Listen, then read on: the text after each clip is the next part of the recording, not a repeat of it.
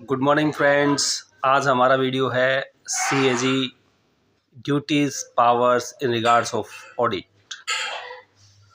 इस वीडियो के अंदर हम डिस्कशन करेंगे कि हमारे controller and auditor general of India audit की उसकी क्या पावर है और क्या उसकी ड्यूटीज़ हैं। वीडियो को पूरा समझने के लिए आप लोगों को जो गवर्नमेंट अकाउंटिंग रूल्स हैं 1990 की, उसका चैप्टर नंबर 3 है, जिसके अंदर कंसोलिडेटेड फंड्स, कंटीजेंसी फंड्स और पब्लिक अकाउंट्स के बारे में बताया गया है। तो मैं आप लोगों को रिमाइंड करवा दूं कि गवर्नमेंट के अंदर गवर्नमेंट के अकाउंट्स में 3 तरह की ट्रांजैक्शंस होती हैं। फर्स्ट, गवर्नमेंट की रेवेन्यू से रिलेटेड ट्रांजैक्शंस, गवर्नमेंट की एक्सपेंडिचर से रिलेटेड ट्रांजैक्शंस, और तीसरी जिसके अंदर ना गवर्नमेंट को कुछ रेवेन्यू मिलता है ना उसका कोई खर्चा होता है, वो पब्लिक मनी से रिलेटेड होती हैं, जो कि हमारे पब्लिक अकाउंट्स के अंदर जाती हैं। तो इन तीनों प्रकार की जो ट्रांजैक्शंस हैं उनको चेक करना, उनको वेरीफाई करना और उनको ऑडिट करना, उनको करेक्ट करवाना, ये सारी जिम्मेवारी हमारे सीएजी की होती है। तो मैं आप लोगों को जो an introduction to Indian government audit and accounts की बुक है, उसका चैप्टर नंबर 2 है। 2 के अंदर पैराग्राफ है 2.13, जिसके अंदर CAG act 1971, duties and powers of CAG act 1971 के सेक्शन 13, 16 और 17 को डिस्क्राइब किया गया है। हम उसी के बारे में इस पे बात करेंगे कि हमारे सीएजी की क्या क्या रिस्पॉन्सिबिलिटी हैं इस एक्ट के इन सेक्शनों के अकॉर्डिंग। तो इस पैराग्राफ के सब पार्ट है, सब क्लास है ए, जिसके अंदर क्या है, to audit all the receipts which are payable into the consolidated funds of India. तो आप लोगों को शायद यहाँ पर chapter number 3 government accounting rules 1990 का जो चैप्टर नंबर 3 है वो आपको याद आ रहा होगा। कंसोलिडेटेड फंड्स क्या होते हैं? कंसोलिडेटेड फंड्स के अंदर हमारा रिवेन्यू भी आता है और हम वहाँ से एक्सपेंडिचर भी करते हैं। और किस किस का रिवेन्यू आता है और कौन कौन सा वहाँ से एक्सपेंडिचर करता है?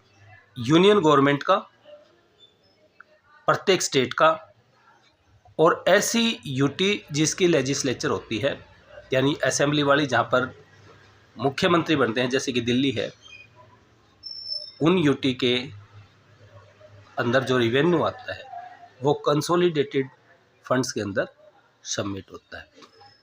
तो ऐसा रिवेन्यू जो कंसोलिडेटेड फंड्स के अंदर जाता हो, उसको ऑडिट करने की जिम्मेवारी हमारे सीएजी की है।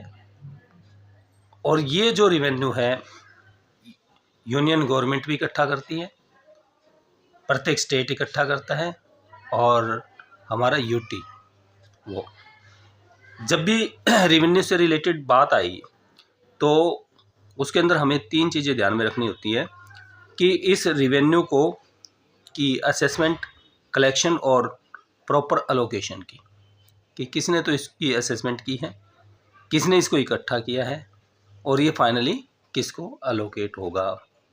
तो इन तीनों चीज़ों को ऑडिट के अंदर देखा जाता है।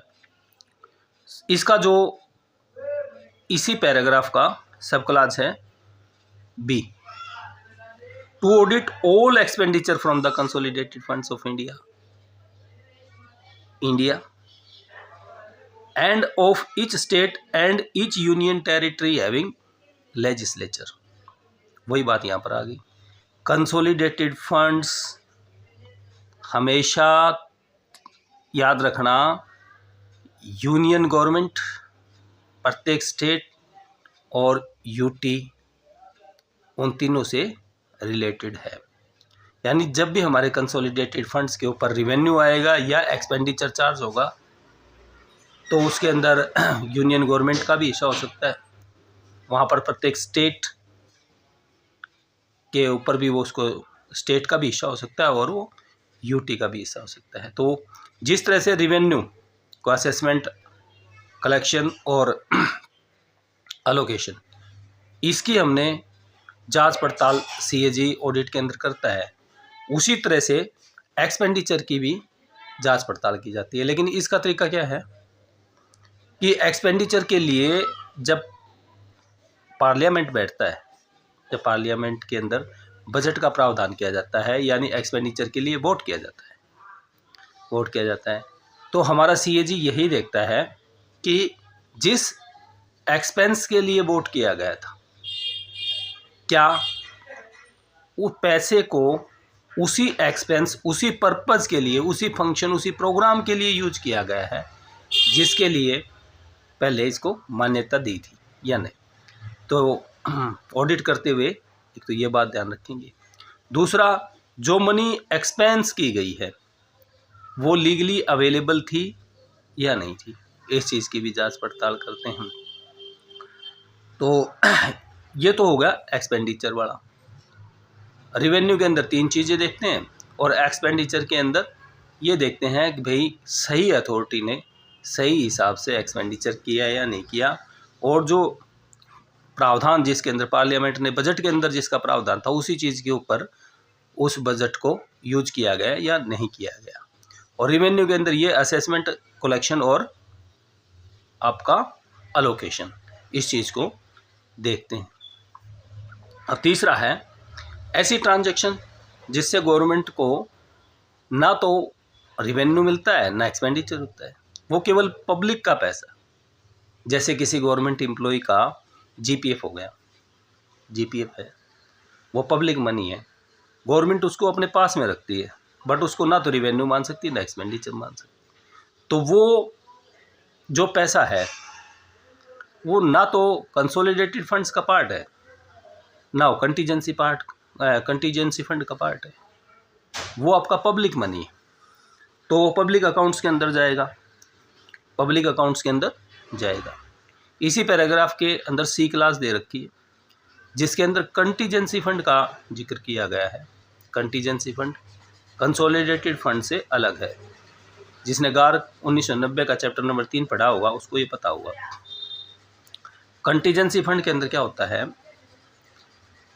कि इमरजेंसी पड़ने के लिए, इमरजेंसी के से निपटने के लिए जो फंड इकट्ठा किया जाता है उसको कंटीजेंसी फंड बोलते हैं। वैसे तो उसके अंदर पैसा जमा ज़्यादा किया जाता है, लेकिन कभी कभी ज़रूरत पड़ने पर इमरजेंसी के टाइम पे उस पैसे को यूज भी कर लिया जाता है, और उसी को, वो पैसा जिस फंड के अंदर होता है, इमरजेंसी के लिए जो पैसा होता है वो उसको हम कंटीजेंसी फंड के अंदर बोलते हैं। तो उसकी भी जांच पड़ताल, वेरिफिकेशन वगैरह जो है ऑडिट के अंदर की जा सकती है। फिर गवर्नमेंट के ऐसे कुछ डिपार्टमेंट्स हैं, ऐसी कुछ सर्विस हैं जो कॉमर्शियल हैं, जिनका अकाउंट जो है गवर्नमेंट अकाउंट से थोड़ा सा डिफर कर सकता है। इसी के बारे में इसी पैराग्राफ का जो सब क्लास है डी, उसके अंदर जिक्र किया गया है कि trading account, manufacturing account, profit and loss account और बैलेंस शीट, जो कि ख़ास तौर पर प्राइवेट जो ऑर्गेनाइजेशन है, कमर्शियल ऑर्गेनाइजेशन है, उसके अंदर जो अकाउंटिंग प्रोसेस है वो होती है ये ट्रेडिंग अकाउंट बनाना, मैन्युफैक्चरिंग अकाउंट बनाना, प्रॉफिट एंड लॉस अकाउंट बनाना, बैलेंस शीट बनाना। लेकिन गवर्नमेंट की भी कुछ डिपार्टमेंट, कुछ सर्विसेज के अंदर इस तरह के अकाउंट्स बनाए जा सकते हैं। अगर किसी डिपार्टमेंट में, किसी सर्विस के अंदर इस तरह के जो अकाउंट हैं तो उनकी भी जांच पड़ताल करना, उनके trading account, manufacturing account, profit and loss account और बैलेंस शीट की जांच पड़ताल करना, यानी ऑडिट करना, उनको वेरीफाई करना, अगर कोई कमी है तो उनको ठीक करवा देना, ये भी हमारे सीएजी का ही ड्यूटी और पावर्स का पार्ट है। इसी पैराग्राफ का जो सबसे लास्ट सब क्लास है, यानी सब क्लास नंबर ई, सब क्लास ई है, उसके अंदर प्रोविज़न किया गया है कि हमारे गवर्नमेंट के जितने भी स्टोर हैं या स्टॉक हैं, स्टॉक आइटम्स जिसको स्टोर के अंदर रखा जाता है उसको स्टॉक बोलते हैं, उन सभी का ऑडिट करना ये भी हमारी CAG की जिम्मेवारी है और उनकी पावर्स के अंदर है। सभी डिपार्टमेंट्स, चाहे वो यूनियन के हैं, चाहे स्टेट के हैं या फिर यूटी के हैं, अगर उनके पास में स्टोर है, स्टॉक है, तो उसका ऑडिट करने का जिम्मेवारी भी हमारे CAG को है। तो साथियों, मैंने ये वीडियो बनाई है, आप इसको देखना, ध्यान से सुनना। कोई कमी है तो प्लीज़ कमेंट करके मुझे थोड़ा सा अपग्रेड करने की कोशिश करना। मेरी आप लोगों से प्रार्थना है कि मेरे वीडियो को लाइक करो, शेयर करो और मेरे चैनल को सब्सक्राइब करो, ताकि मैं इस तरह की जो और गवर्नमेंट से रिलेटेड जितने भी रूल नियमावली हैं उनके ऊपर अगर कोई वीडियो बनाऊं तो वो वीडियो आपको डायरेक्ट प्राप्त हो सके। Thank you.